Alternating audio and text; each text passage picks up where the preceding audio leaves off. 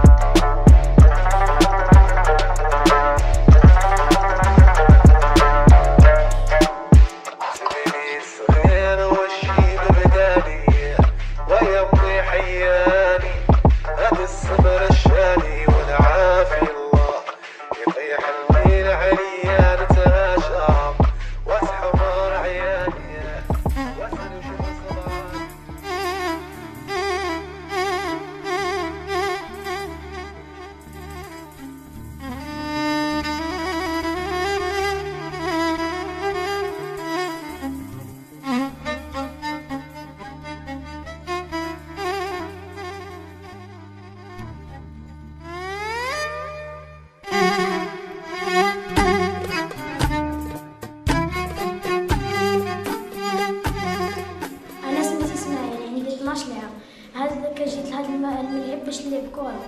أنايا باغي نولي نلعب مع برشا.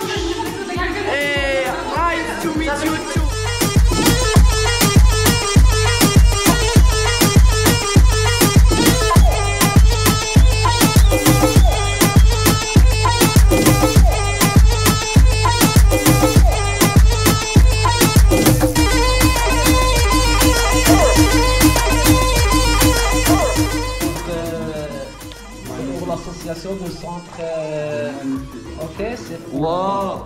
Merci. Bon, Nico, on peut tourner.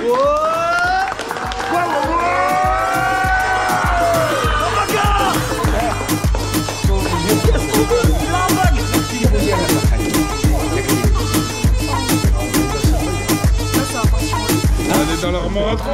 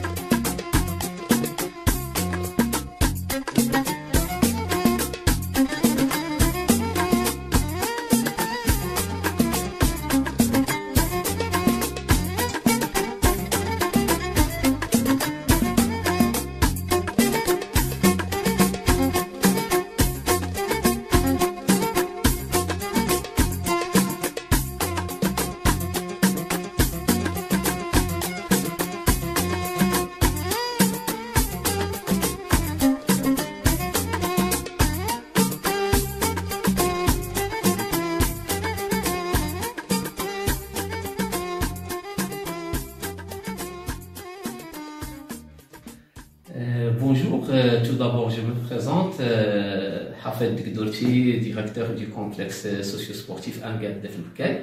Alors, avec nous, il y a Madame Ilham Mouhib, la directrice de l'association El Wafa, en espérant que tous les membres du Centre international des arts et de culture urbains sont en très bonne santé. Alors vraiment, nous avons accueilli chaleureusement et nous étions très heureux d'accueillir tous les membres du centre avec leurs jeunes. Et nous avons passé vraiment des bons moments avec eux dans un planning très chargé des activités. Et on a vraiment passé des bons moments avec un échange avec leurs jeunes et nos jeunes, en espérant que nous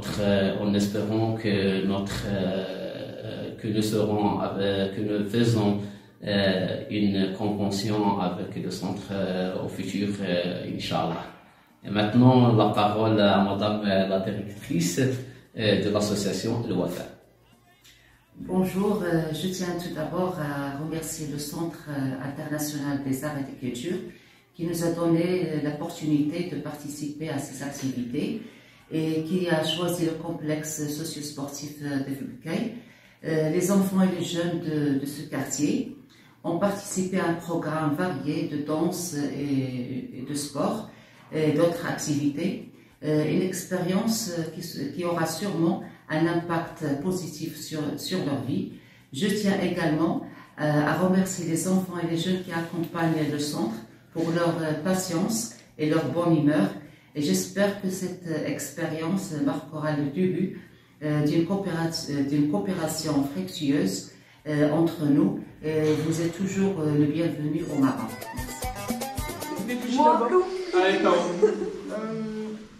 Franchement, expérience qui reste gravée.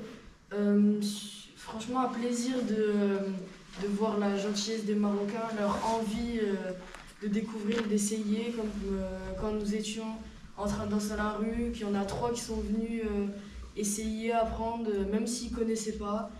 Et voilà, donc ça, super cool. La nourriture, franchement, on a super bien mangé. Couscous délicieux, la plage magnifique, des super grandes vagues, une chaleur assez élevée mais très agréable, inoubliable et franchement il faut y aller pour le vivre. Merci. Instructif. On a beaucoup de chance quand même en voyant les gens de là-bas. Nous, on se plaint sur ce qu'on a, alors qu'il y a des gens qui rêveraient d'avoir ça. Ils ont rien, mais ils sont heureux.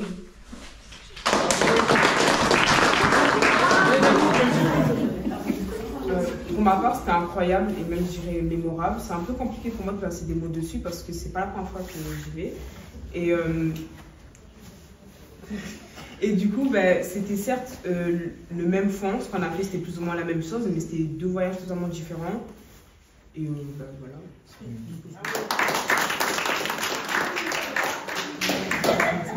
Enrichissant, je pense que c'est le mot qu'on devrait retenir. Ce voyage m'a permis de découvrir la pauvreté de certains, qui se contentent de peu pour être heureux.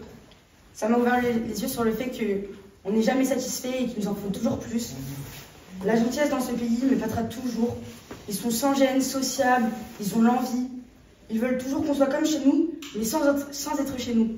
J'ai envie de dire qu'on fait partie un peu comme dans leur famille.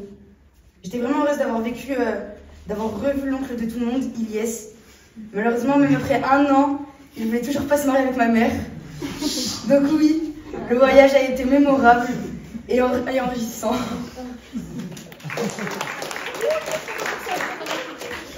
La pauvreté, vous savez ce que c'est?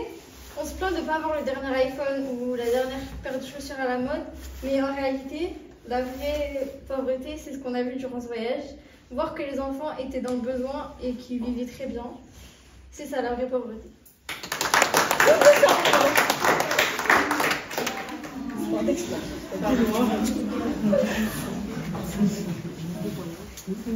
Deux fois au Maroc, deux expériences qui m'ont touchée.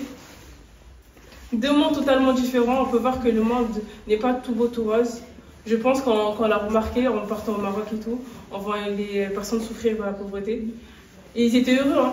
Franchement, ils étaient plus heureux que nous qui sommes en France. Et je pense que ça nous a pris en maturité. Et dans ces 2 années, j'ai appris que la valeur humaine existe. Et pourquoi pas une 3e expérience.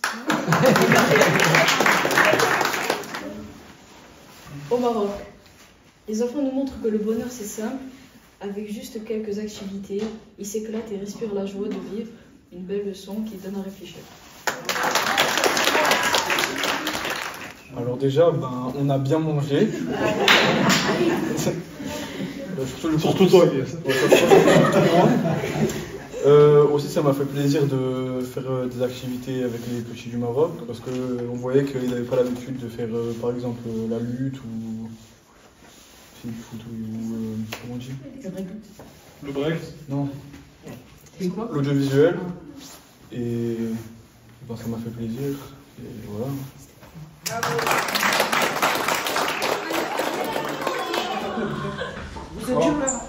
Il y en a qui ne connaissent pas Joël. Joël, elle est avec nous. Donc Joël, elle fait partie de Acte 13. Donc c'est une jeune qu'on a chez nous depuis quelques ans. Ça fait combien de temps que tu es chez nous ? Presque 1 an. Presque 1 an déjà ? Pour vous faire court, Joël a passé une semaine exceptionnelle et on s'est rendu compte que dans un cadre différent,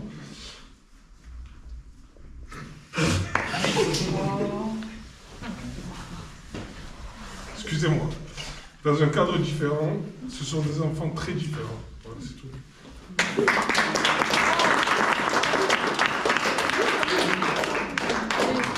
Et Joël, maintenant, elle fait du hip-hop au Siacu. Et on n'est pas près de la lâcher. Merci à tous. Est-ce que les parents, quelqu'un